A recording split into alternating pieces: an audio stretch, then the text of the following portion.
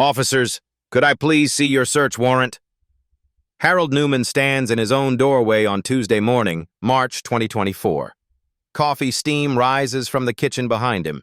He speaks calmly, respectfully, to the armed men flooding his front porch. Warrant? Boy, you don't get to ask for shit. Detective Ray Sullivan shoves past Harold into the living room. Keep your mouth shut and maybe this goes easy. Dad, what's happening? 8-year-old Tommy appears at the top of the stairs. Get that kid out of here before something bad happens, another officer sneers. Other officers spread through the house, boots pounding hardwood floors. Tommy and Emma cry from the stairway. Lisa clutches them protectively, whispering reassurances. Please, we have documentation. My ID is right there on the counter. Shut up. We know exactly what we're doing here. Neighbors peer through curtains. Nobody calls for help. Nobody questions the scene. But something glints beside Harold's wallet, something that will shatter Sullivan's confidence. Stay with me.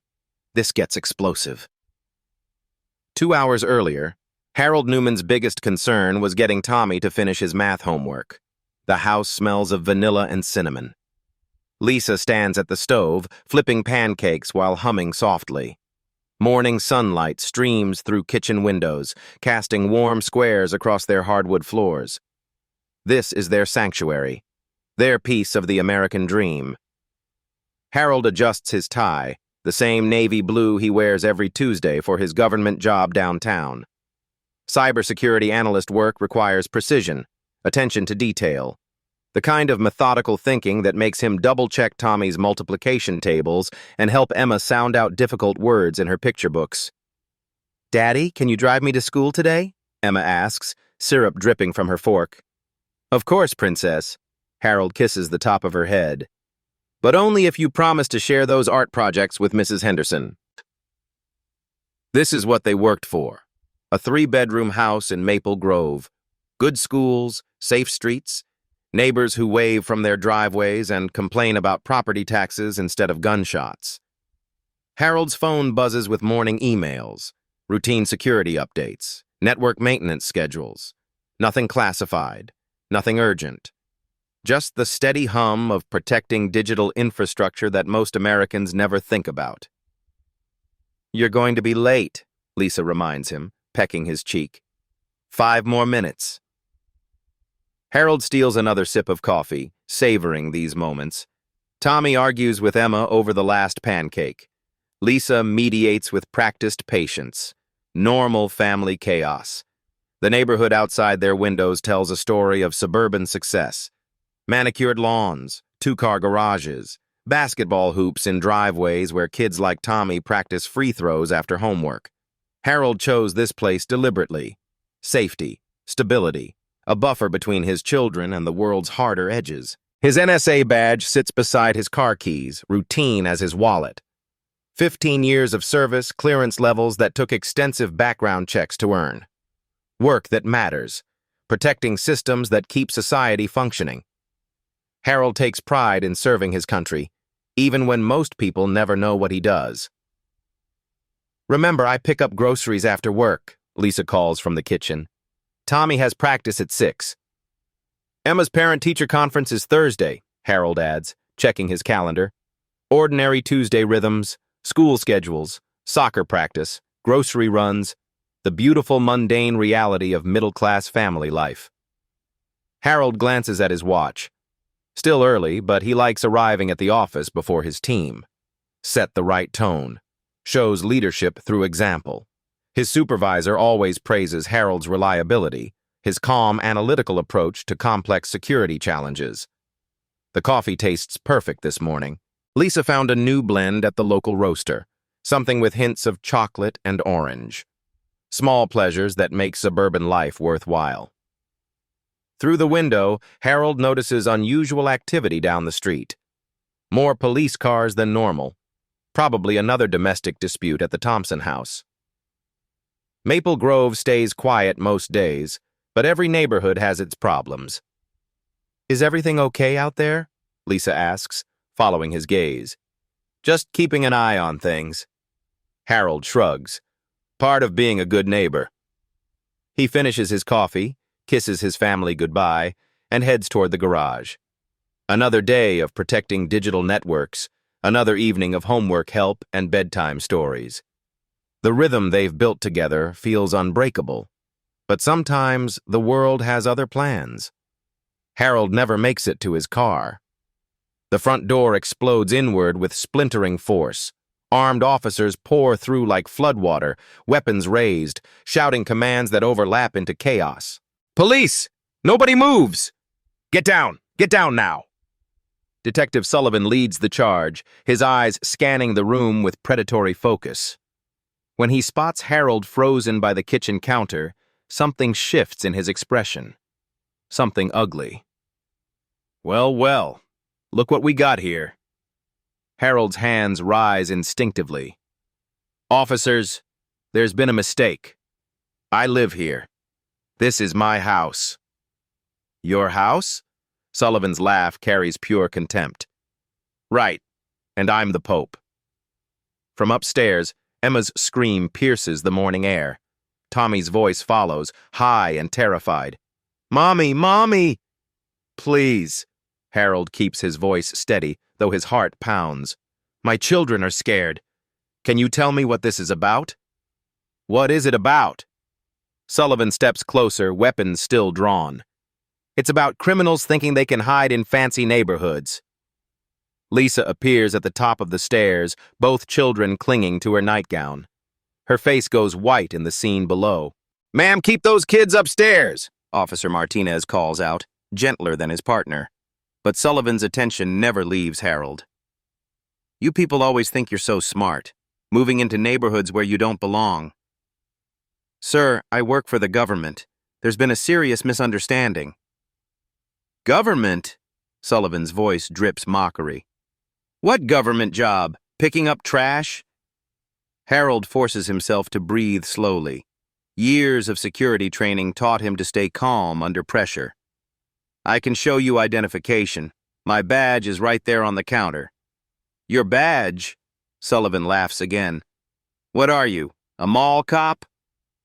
Other officers spread through the house, their boots thundering on hardwood floors. Pictures rattle on walls. The careful peace of Harold's home shatters like glass.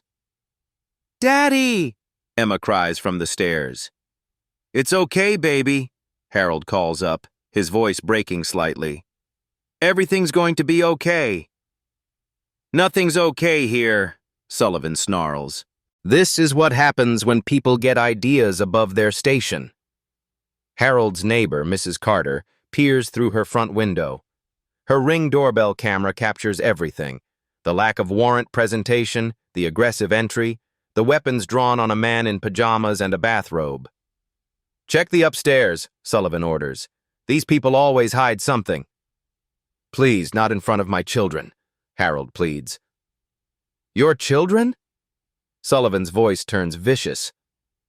"You should have thought about them before you decided to play house in the suburbs." Martinez shifts uncomfortably. Something about this feels wrong. The house is immaculate. Family photos line the walls. Children's drawings hang on the refrigerator. This doesn't match their intelligence reports.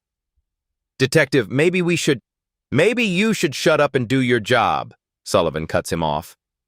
Harold watches his daughter's terrified face at the top of the stairs. Watch his son cling to his mother. Watch armed strangers tear through the life he built. "I'm reaching for my identification," Harold announces clearly. "It's on the counter beside the coffee maker." "Don't move," Sullivan barks. "You asked for identification. It's right there."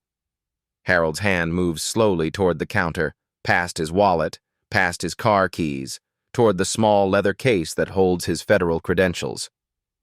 "I said don't move," but Harold's fingers close around the badge case, opens it carefully. The gold shield catches morning sunlight streaming through the kitchen window. Sullivan's eyes follow the movement. His expression shifts from aggression to confusion to something approaching panic. The badge reads, "United States National Security Agency." The room falls silent except for Emma's quiet sobbing upstairs. Sullivan stares at the badge, then at Harold. then back at the badge. For the first time since entering Harold's home, Detective Ray Sullivan looks uncertain. This changes everything. The badge changes nothing. And everything. Sullivan stares at the NSA credentials for 3 long seconds, then snaps the case shut. "Fake," he declares. "These people will try anything." "Detective," Martinez whispers urgently. "That looked official." "I don't care if it looked like the president's autograph," Sullivan snarls. "We got a tip about this address. We follow through." But his voice carries less certainty now. His hands shake slightly as he holsters his weapon. "Please verify my employment," Harold says quietly. "Call the federal office. End this mistake."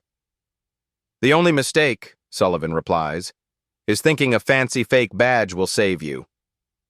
20 minutes later, they leave. No arrest. No explanation. Just boot prints on Harold's hardwood floors and traumatized children upstairs. Harold files a complaint within the hour. The Metro Police Department's response arrives 2 days later. Standard bureaucratic language. Officers followed proper procedures based on credible intelligence received. No acknowledgement of the warrant issue.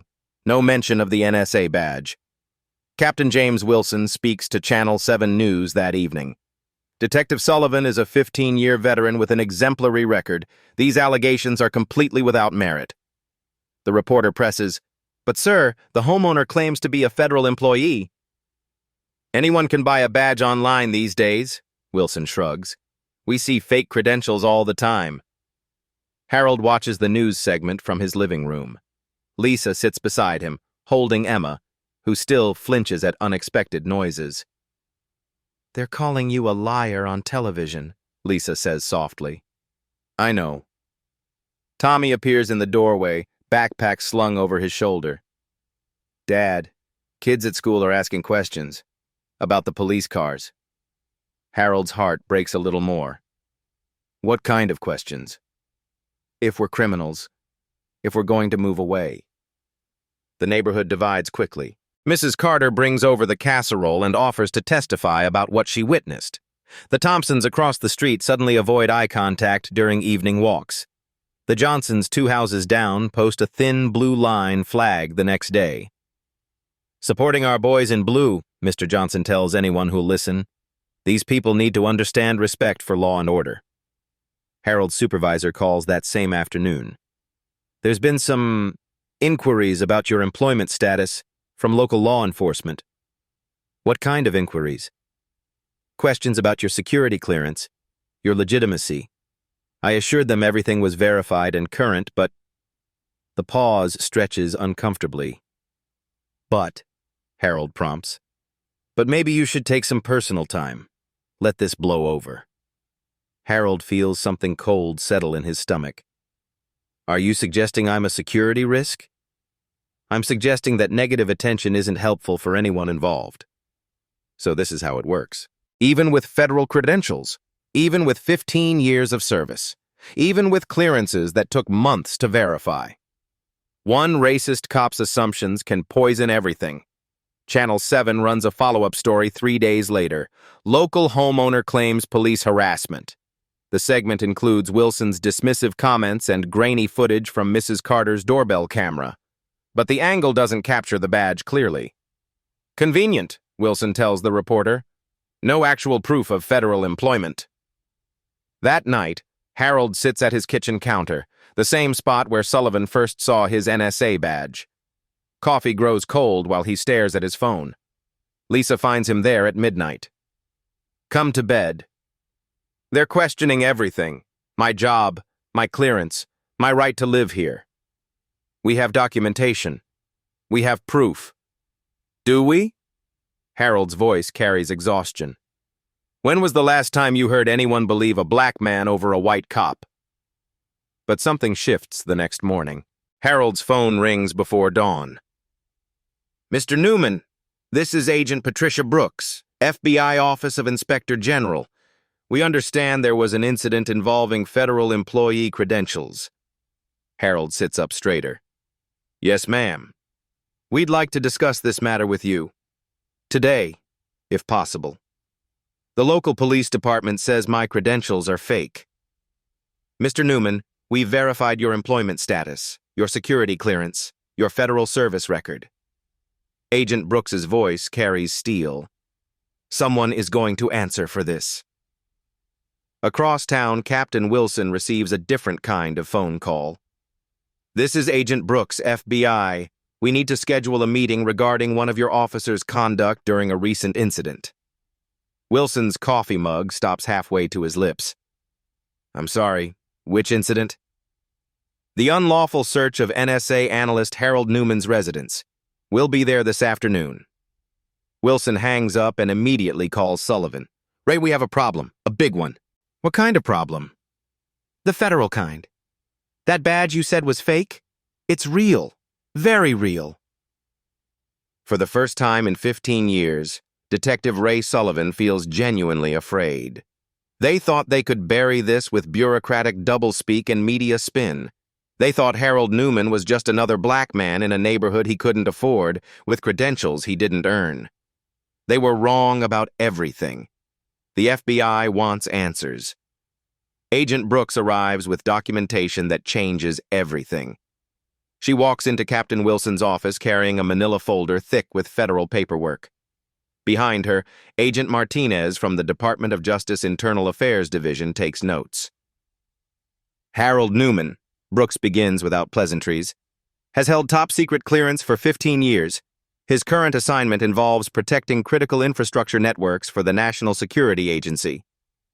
Wilson shifts in his chair. We received intelligence suggesting— You received what, exactly? Brooks interrupts.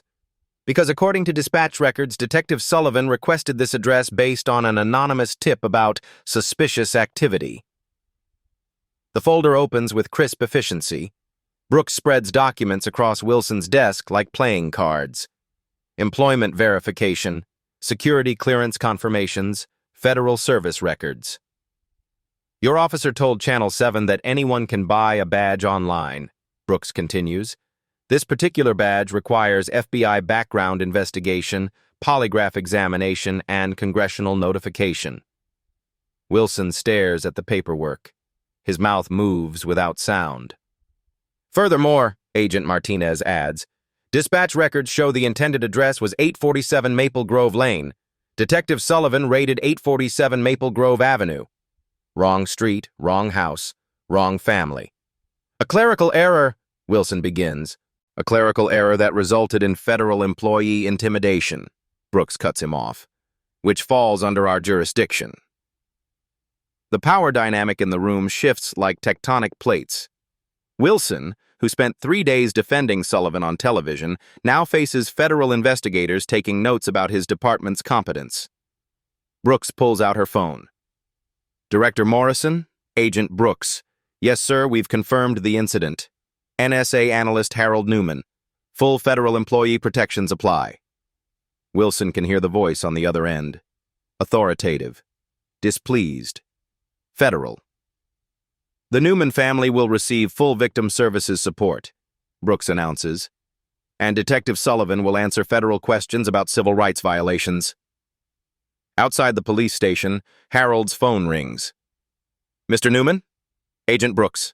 Your federal employment status has been fully verified and communicated to local authorities. What does that mean? It means Detective Sullivan no longer gets to decide whether your credentials are legitimate. The Federal Bureau of Investigation does. Harold sits in his car, hands trembling slightly. For 3 days, he's been treated like a criminal in his own neighborhood. His children are afraid to answer the door. His wife jumped at every unexpected sound. Sir? Harold's voice catches. What happens now? Now, Mr. Newman, people start taking responsibility for their actions. Channel 7's evening news leads with a different story. Federal investigation launched into police raid. The same reporter who questioned Harold's credentials now describes his verified federal service record and top-secret security clearance. Captain Wilson faces the camera with visible discomfort. We are cooperating fully with federal investigators. If mistakes were made, we will address them appropriately. The reporter presses harder. Captain, your department publicly questioned Mr. Newman's employment. Federal agents have now confirmed his credentials. How do you explain this discrepancy? No further comment at this time. But the damage is done. The narrative has flipped completely. Harold Newman isn't a suspicious character who doesn't belong in his neighborhood. He's a federal cybersecurity analyst whose constitutional rights were violated by local police. Detective Sullivan watches the news from his living room, beer growing warm in his hand. His phone has been ringing all evening. Other officers asking questions, friends expressing concern. His wife wondered why federal agents wanted to interview him. 3 days ago, he controlled the situation. Badges, guns, authority. Harold Newman was just another suspect who needed to learn respect. Now Sullivan faces federal civil rights investigators who don't care about his 15 years of service or his arrest statistics. They care about one question. Why did he raid the home of an NSA analyst without a warrant? And Sullivan doesn't have a good answer. The hunters have become the hunted. Federal oversight changes everything. Agent Brooks opens her investigation like a surgeon making precise incisions. The evidence room at FBI headquarters fills with boxes labeled Newman Investigation. But Harold's case is just the beginning. Each document reveals connections to something larger, more systematic. Pull Detective Sullivan's personnel file, Brooks instructs her team. I want every complaint, every incident report, every use of force documentation from the past 5 years. The file arrives within hours. Thick manila folders that tell a disturbing story. March 2019. Excessive force complaint from Marcus Williams, dismissed after insufficient evidence. Williams described being thrown to the ground during a traffic stop in his own driveway. Williams is black. August 2020. Civil rights complaint from the Rodriguez family, dismissed after conflicting witness statements. Rodriguez described officers searching his home without probable cause, then claiming they smelled marijuana. No drugs found. Rodriguez is Hispanic. January 2022. Use of force incident involving James Foster, dismissed after Foster declined to press charges. Foster described being pepper sprayed while handcuffed. Foster is black. See the pattern? Brooks shows the files to Agent Martinez. Same detective, different victims, all minorities. All dismissed by the same captain. The email server reveals more troubling evidence. Internal communications between Sullivan and his fellow officers recovered through federal digital forensics. Check this out. Agent Martinez highlights a message thread from Sullivan to Officer Davis, dated 2 weeks before the Newman raid. Another uppity family moved into Maple Grove. Time for a wellness check.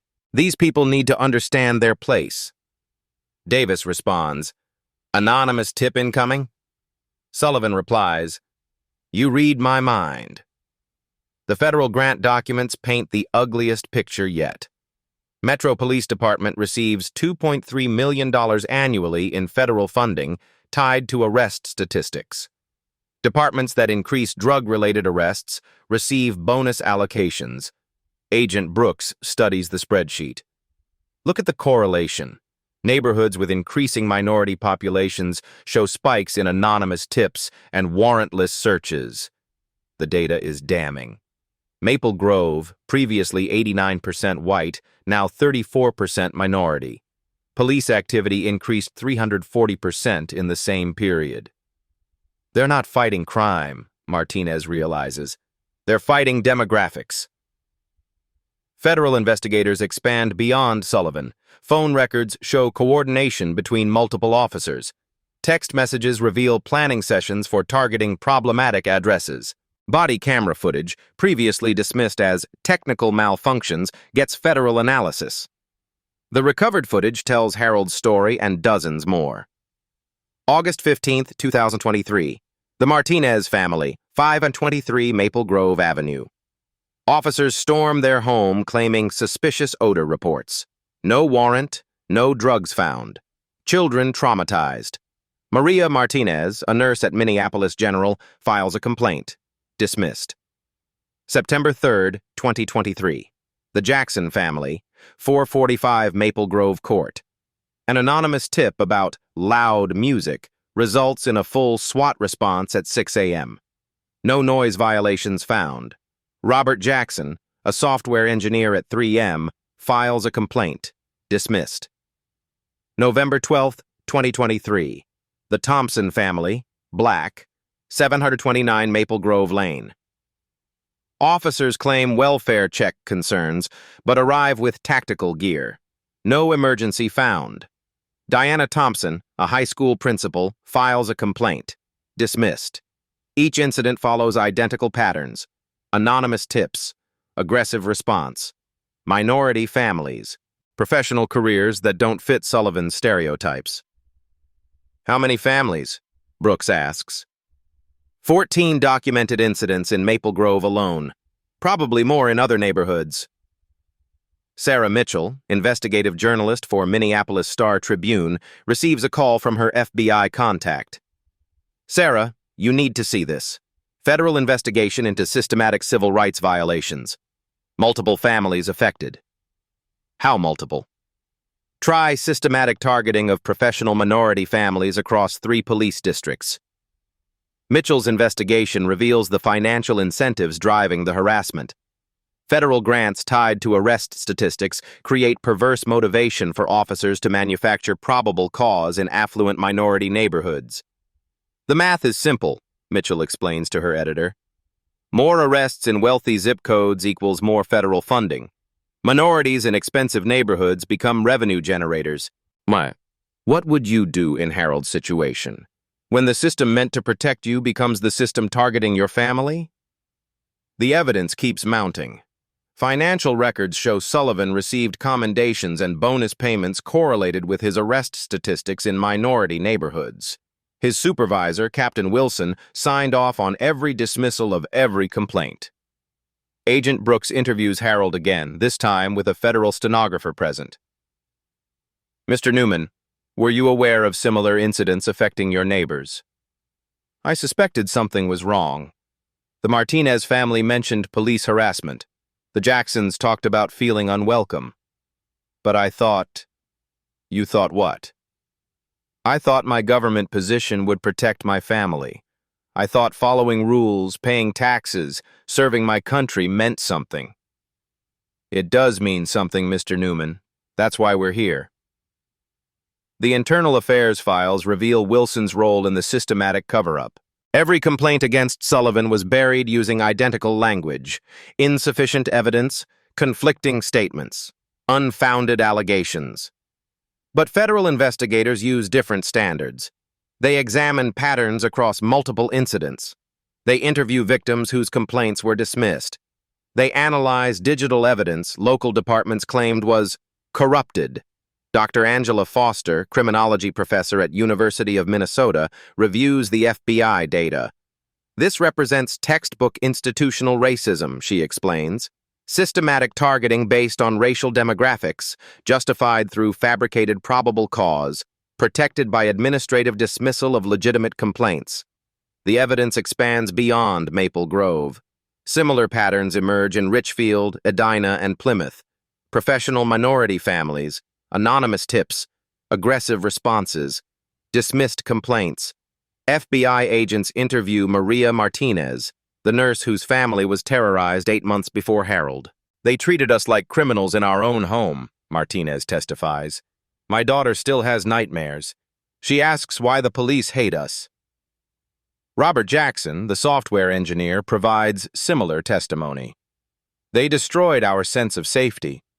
My son refuses to invite friends over because he's afraid the police will come back. Diana Thompson, the high school principal, describes lasting trauma. I counsel students about trusting authority, following rules, and believing in justice. How do I explain that the police targeted my family because we don't fit their stereotype of who belongs in our neighborhood? The federal investigation reveals Sullivan's unit operated as a systematic intimidation campaign. Professional minority families were researched, surveilled, and harassed until they either moved away or stopped complaining. Ethnic cleansing through police harassment, Agent Brooks summarizes. Legal intimidation designed to maintain neighborhood demographics. Captain Wilson's emails, recovered through federal subpoena, expose his knowledge and approval. Keep pressure on these newcomers. Property values depend on maintaining community standards. Anonymous tips are effective tools for addressing demographic concerns. Federal grants reward proactive policing in changing neighborhoods. The Department of Justice Civil Rights Division officially opened an investigation into Metro Police Department's practices. This triggers federal oversight authority that local officials cannot dismiss or ignore. Harold receives official notification. Federal investigation confirms systematic civil rights violations affecting multiple families. Full victim services support authorized. But the investigation reveals something else. Something that will shatter Sullivan's confidence completely. The NSA has been monitoring police communications as part of domestic security protocols. Every text message, every email, every recorded conversation about targeting federal employees. Sullivan doesn't just face local accountability anymore. He faces federal prosecutors who don't negotiate with domestic terrorists. The hunt for justice is just beginning. The system fights back with vicious efficiency. Harold's phone rings at 3:47 a.m. Unknown number. When he answers, silence stretches for 10 seconds before the line goes dead. This happens 3 more times that week. Probably telemarketers, Lisa suggests, but her voice lacks conviction. The harassment escalates quickly. Strange cars idle outside their house at odd hours. Harold's garbage gets accidentally scattered across his lawn twice in 1 week. Someone keys his car in the NSA parking garage. Captain Wilson coordinates the counterattack from his office. Emergency meetings with union representatives, conference calls with the mayor's office, damage control sessions with the Police Benevolent Association. We cannot let federal investigators dictate local law enforcement policy, Wilson tells his assembled command staff. Detective Sullivan followed proper procedures based on intelligence received. The department's narrative hardens into concrete. Official statements get distributed to local media, talking points circulated among officers, a coordinated defense against federal intrusion. The Metro Police Department maintains that officers followed proper procedures and acted on credible intelligence regarding suspicious activity. Any allegations of misconduct are unfounded and appear motivated by anti-police sentiment rather than factual evidence. But behind the public relations facade, Wilson implements more direct pressure tactics.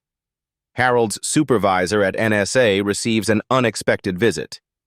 2 men in suits who identify themselves as police liaisons, questioning Harold's stability and reliability following the incident. Has Mr. Newman displayed any unusual behavior, anger issues, resentment toward law enforcement? Harold is one of our most stable analysts, his supervisor responds carefully. 15 years of exemplary service. Sometimes trauma can affect judgment. Security clearances require emotional stability. The implication hangs in the air like poison gas. That same day, Lisa receives a phone call at her job. Mrs. Newman, this is Officer Davis, Metro Police Community Relations. We're concerned about your husband's recent statements to federal investigators. What statements? False accusations can have serious consequences for everyone involved. Are you threatening my family? Just sharing information about how these situations typically resolve. Often it's better for everyone when families relocate. The message is crystal clear. Leave quietly or face escalating consequences. Emma starts having nightmares again. Tommy asks why strange men sit in cars watching their house. Lisa installs new locks on every door and window. Internal police communications, intercepted by federal monitoring, reveal the coordination. Wilson to Sullivan, 11:43 p.m. Federal heat getting intense. Time for Phase 2 pressure. Make life uncomfortable. Sullivan to Davis, 6:22 a.m. Target the wife's employment, kids' school, community connections. Squeeze until they break. Davis to Martinez, 2:15 p.m. Anonymous tips about unstable federal employee spreading. Plant seeds everywhere. The campaign expands systematically. Harold's children's school receives anonymous calls questioning their father's mental state and potential security risks. Lisa's employer gets similar contacts expressing community concerns about employing the wife of someone under federal investigation. Local newspapers receive carefully crafted leaks. Federal employee claims harassment after legitimate police investigation. The coverage subtly questions Harold's credibility while defending department integrity. Wilson holds a press conference designed to undermine federal authority. Local law enforcement will not be intimidated by federal overreach. Our officers acted professionally and lawfully. These allegations represent an attack on all police officers who risk their lives protecting our communities. The police union issues supporting statements. Rank-and-file officers express solidarity with Sullivan. Blue wall protection activates with military precision. But the pressure campaign's crown jewel targets Harold's security clearance. Anonymous complaints flood NSA internal affairs. Security concerns regarding Harold Newman. Questions about emotional stability. Potential compromise of classified information following personal grudge against law enforcement. Harold's supervisor calls him into a closed-door meeting. Internal Affairs wants to review your clearance status. Standard procedure when external allegations surface. What allegations? Questions about your reliability, your judgment, your emotional balance following the police incident. Harold feels the walls closing in. Without security clearance, his career ends. Without his career, his family loses everything they've built. Sir, my conduct has been exemplary for 15 years. I know.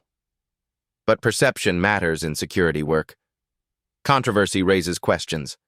Questions require investigation. The system's message becomes unmistakable. Fight us. Lose everything. Your job, your clearance, your family's stability, your children's future. Lisa finds Harold sitting in their kitchen at midnight, staring at his NSA badge. They're going to destroy us, he whispers. We have federal support. Agent Brooks said, Agent Brooks can't protect my clearance review, can't stop anonymous complaints, can't prevent my career from being assassinated through administrative harassment. Outside their window, another unknown car idles at the corner. Same pattern, different night. Maybe we should move, Lisa suggests quietly. Start over somewhere else. Run away? Let them win? Protect our children. Protect our family. Harold considers this. Everything he's worked for, everything he's built, everything he believed about justice and accountability crumbled under systematic institutional pressure. The phone rings again. 2:17 a.m. Unknown number. This time, when Harold answers, a voice speaks. Drop the federal complaint, or your family pays the price. But Harold Newman doesn't know that federal investigators have been monitoring all police communications. Every threat, every coordinated attack, every criminal conspiracy to intimidate a federal employee. The hunters are about to become the hunted. Harold stares at the resignation letter on his laptop screen. 3 paragraphs that would end everything. His NSA career, the federal investigation, the systematic harassment of his family. Simple words that would make the nightmare stop. Effective immediately, I hereby resign from my position as senior cybersecurity analyst.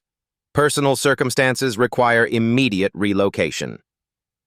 Lisa packs Emma's clothes in the bedroom upstairs. Boxes accumulate in hallways like cardboard tombstones of their suburban dreams. The moving truck comes tomorrow. Daddy, why are we leaving? Emma asks from the doorway, clutching her stuffed elephant. Harold closes the laptop. Sometimes grown-ups have to make hard choices, Princess. Did we do something wrong? The question breaks something inside Harold's chest. His 6-year-old daughter thinks her family deserves this treatment, thinks they're criminals fleeing justice instead of victims escaping persecution. No, baby, we didn't do anything wrong. But Harold's voice carries doubt. Maybe fighting back was wrong. Maybe accepting the harassment, moving away quietly, would have protected his children from this trauma. Tommy appears beside his sister. Kids at school are saying we're moving because Dad's in trouble with the police. Another knife twist. His 8-year-old son defended his father against schoolyard accusations. Children shouldn't need this kind of courage. What did you tell them? That you're not a bad guy, but nobody believes me anymore. Harold pulls both children close, breathing in their innocence. Everything he's done, every sacrifice made was supposed to protect them from exactly this kind of pain. The federal grant documents Agent Brooks shared yesterday reveal the ugly mathematics driving their persecution. Metro Police Department receives $47,000 bonus for every 10% increase in arrest statistics within targeted demographics. Harold's neighborhood represents $340,000 in potential federal funding if minority families can be eliminated through harassment. His family's suffering has a price tag, $340,000. Lisa finds him in the kitchen after the children go to bed. The realtor called. We have 3 showings tomorrow. Good. Is it? Lisa's voice carries exhaustion. Running away? Teaching our children that bullies win if they're wearing badges? Teaching our children to survive, to pick battles they can win. You think we can't win this? Harold gestures at the boxes surrounding them.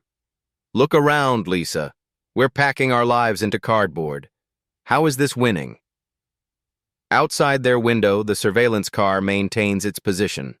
Same spot, different shift. Constant reminder that they're being watched, cataloged, intimidated. Agent Brooks says the federal investigation is expanding. Multiple families coming forward, pattern evidence building. Agent Brooks doesn't live here, doesn't wake up to anonymous threats, doesn't watch her children flinch every time someone knocks on the door. Elisa sits beside him at their kitchen table, the same table where they shared thousands of family meals, where Tommy struggled with math homework, where Emma colored endless pictures of rainbows and puppies. 15 years of government service, Harold whispers. Protecting digital infrastructure that keeps society functioning, serving my country, following every rule. And for what? For your children to see their father fight for what's right. My children see their father losing. There's a difference. The phone rings. 11:47 p.m. Unknown number. Harold doesn't answer anymore. They rarely say anything anyway. Just silence designed to remind him they're watching. We could start over, Lisa suggests. Portland, Seattle, somewhere far from here. And when minority families get harassed there? When another Harold Newman needs support? Do we run again? We protect our family first. Harold nods. She's right. Family comes first. Everything else is luxury he can't afford anymore. His resignation letter waits on the laptop screen. 3 paragraphs that end the fight before it destroys what matters most. But somewhere in Minneapolis, other families pack their own boxes. Other children ask why they're moving. Other parents wonder if fighting back is worth the cost. This story isn't over yet. What would you do when the system meant to protect you becomes the system targeting your family? Stay with me for what happens next. Sarah Mitchell's phone buzzes at 6:30 a.m. with a text that changes everything. Ms. Mitchell, this is Maria Martinez. I read your article about the Newman family. The same thing happened to us. By noon, Mitchell's voicemail overflows with similar messages. The Jackson family, the Foster family, the Rodriguez family, the Thompson family. 14 families total, all with identical stories. Professional minority families, anonymous tips, warrantless raids, dismissed complaints, systematic harassment until they moved away or stopped fighting back. It's not just Harold Newman. Mitchell tells her editor. It's a systematic campaign targeting successful minority families across 3 police districts. The story explodes across social media within hours. Hashtag Maple Grove. Targeting trends on Twitter. Facebook groups form overnight. Community organizing happens at digital speed. Dr. Angela Foster, the criminology professor, provides academic credibility. This represents textbook ethnic cleansing through law enforcement harassment, illegal, systematic, and documented.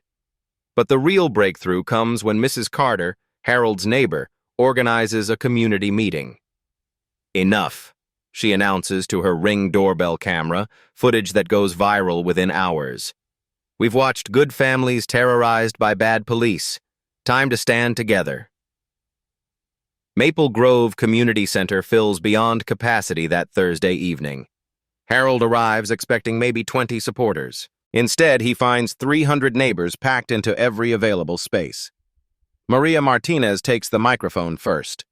They came to our house at 6 a.m. No warrant, no explanation, just guns and hatred and my children screaming. Robert Jackson follows. I'm a software engineer at 3M. I pay $47,000 annually in property taxes, and the police treated me like a criminal in my own driveway. Diana Thompson, the high school principal, delivers the most powerful testimony. I spend my career teaching students about justice, fairness, and constitutional rights. How do I explain that the police targeted my family because we're successful while black? Story after story, pattern after pattern, professional careers, stable families, American dream achievers who became police targets because they didn't fit Sullivan's demographic stereotypes. Harold takes the microphone last, hands trembling slightly. 3 weeks ago, I was ready to run away, pack my family and move somewhere safe. But there is no somewhere safe if we don't fight here, together. The applause lasts 2 full minutes. Agent Brooks appears in the back of the room during Harold's speech. After the meeting, she approaches him with news that changes everything. Mr. Newman, the Department of Justice Civil Rights Division has officially opened a pattern and practice investigation into the Metro Police Department. Full federal oversight authority. What does that mean? It means we have jurisdiction over every policy, procedure, and practice. Captain Wilson answers to federal authority now. Detective Sullivan faces federal civil rights charges. Mitchell's follow-up story runs the next morning. Federal investigation expands. DOJ probes systematic police harassment of minority families. The narrative shift is complete. Harold Newman isn't an isolated complainant anymore. He's the catalyst for exposing institutional racism that affected dozens of families across multiple communities. His resignation letter, still saved on his laptop, gets deleted that afternoon. The system thought it could isolate Harold, pressure him into silence, force his family to disappear quietly. Instead, they created a federal case study in civil rights violations. Sometimes truth multiplies when people find courage. Federal prosecutors don't negotiate with domestic terrorists.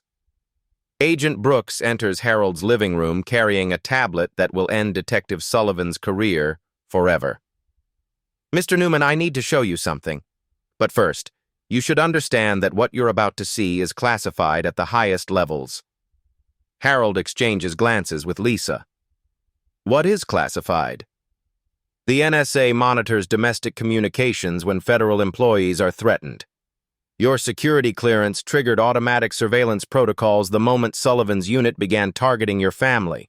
Brooks opens the tablet, revealing a digital interface labeled Domestic Counterintelligence Monitoring System. We have every text message, every phone call, every email between Sullivan, Captain Wilson, and their co-conspirators for the past 8 months. The screen fills with intercepted communications that read like a criminal conspiracy manual. Sullivan to Wilson, March 15th, 2:34 a.m. Newman problem solved. Anonymous tip filed for Wednesday morning. Time to remind these people where they belong. Wilson to Sullivan, March 15th, 6:47 a.m. Excellent. Federal grant review is next month. Need arrest statistics from target neighborhoods.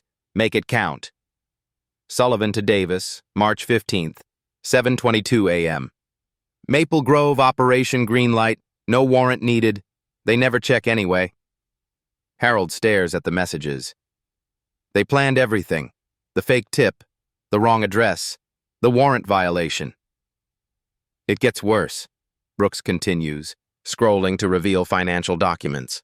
Metro Police Department receives federal grants based on arrest statistics in high-value demographics. Translation: more minority arrests equal more federal funding. The mathematical brutality is undeniable. Each harassed family represents potential revenue. Each traumatized child is a line item in a federal budget proposal. But the most damaging evidence comes from Sullivan's personal communications with his wife, intercepted through NSA domestic security protocols. Sullivan to wife, March 16th, 11:15 p.m. Taught another uppity family a lesson today. You should see how fast they learn respect when real authority shows up. Wife to Sullivan, March 16th, 11:18 p.m. Just be careful, Ray. These government types have connections. Sullivan to wife, March 16th, 11:23 p.m. Government types like him? Please. Probably affirmative action hire anyway. Badge is probably fake as his sense of belonging. The racial animus in writing. Federal prosecutors' dream evidence. Brooks reveals the final bombshell. The NSA identified this as domestic terrorism targeting federal employees. Your case triggered a joint task force between the FBI, the DOJ Civil Rights Division, and Homeland Security. Domestic terrorism? Systematic intimidation designed to drive federal employees from their homes based on racial demographics. Textbook definition. Harold realizes the scope of federal attention now focused on Sullivan's unit. Not local accountability, not departmental reform. Federal terrorism charges with decades of prison time. Brooks makes a phone call while Harold processes this information. Director Morrison? Agent Brooks. Yes, sir. Surveillance evidence is conclusive. Multiple federal crimes documented. Authorization for immediate arrests requested. When she hangs up, Brooks's expression has changed completely. Mr. Newman, federal marshals will arrest Detective Sullivan and Captain Wilson tomorrow morning. Charges include conspiracy against rights, intimidation of federal employees, and terrorism-related offenses under the Patriot Act. The irony is perfect. Sullivan used fear tactics to control minority families. Now, federal anti-terrorism laws will control him. What happens to my family? Full federal protection, victim services, financial compensation for damages, and Detective Sullivan serves 20 years minimum in federal prison. That evening, Harold calls his supervisor at NSA. Sir, I'm withdrawing my resignation. My family is staying in our home. The federal government doesn't ask permission. It acts. Sullivan has no idea what's coming for him tomorrow. The Minneapolis City Council chambers overflow with 300 citizens demanding answers. Harold sits at the witness table, federal agents flanking him, while news cameras broadcast live across the Twin Cities.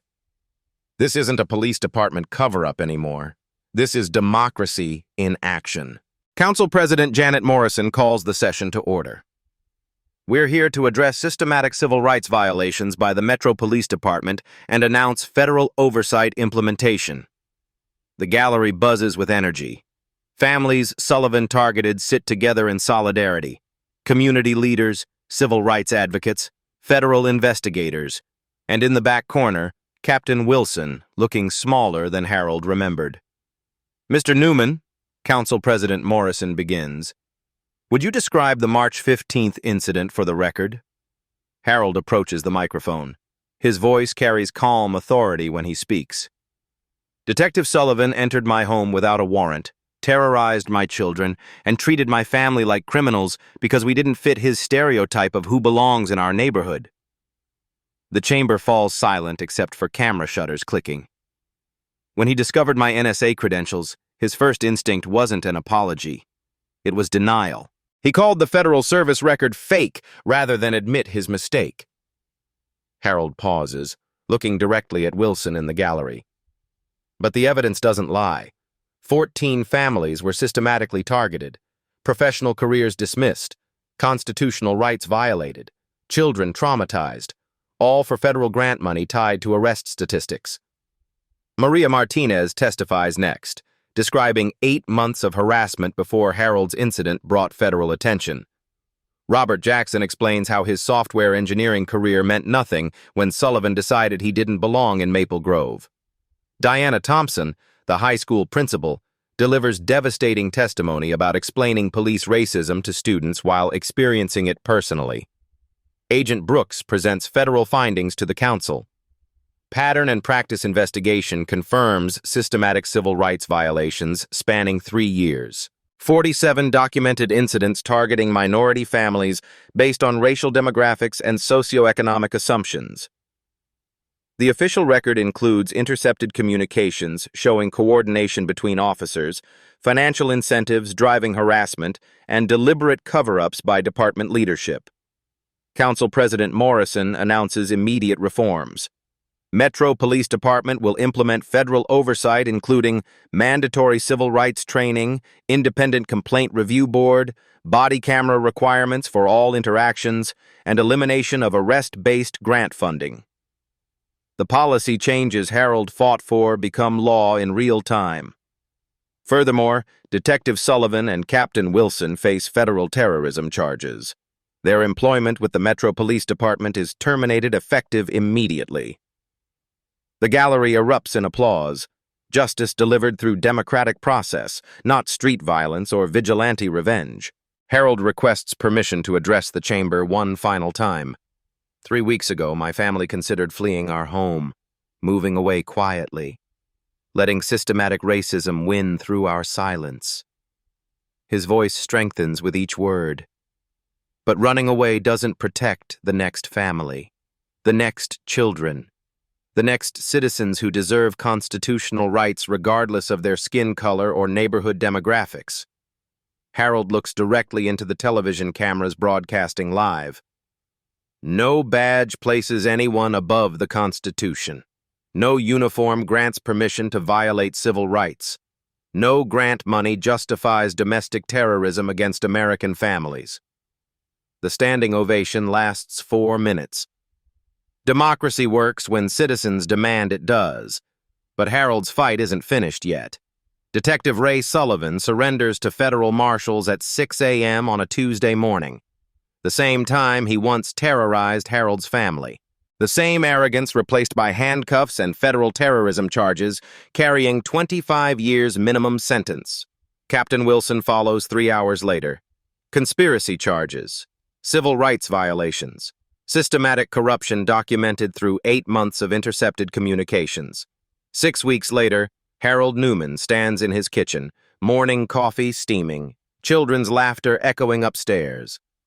The same routine Sullivan tried to destroy. But everything has changed. Tommy shows his friends the newspaper article about his father's courage. Emma draws pictures of federal agents instead of hiding from police cars. Lisa plants flowers in their front yard, claiming their space permanently. New policies reshape the Metro Police Department completely. Independent oversight, mandatory de-escalation training, body cameras for every interaction, arrest quotas eliminated, federal monitoring for 5 years minimum. 14 families stay in their homes, no more midnight harassment, night. No more anonymous threats. No more children asking why police hate them. Harold returns to his NSA position with security clearance fully restored. His supervisor apologizes personally. His colleagues treat him as a hero who stood up to domestic terrorism.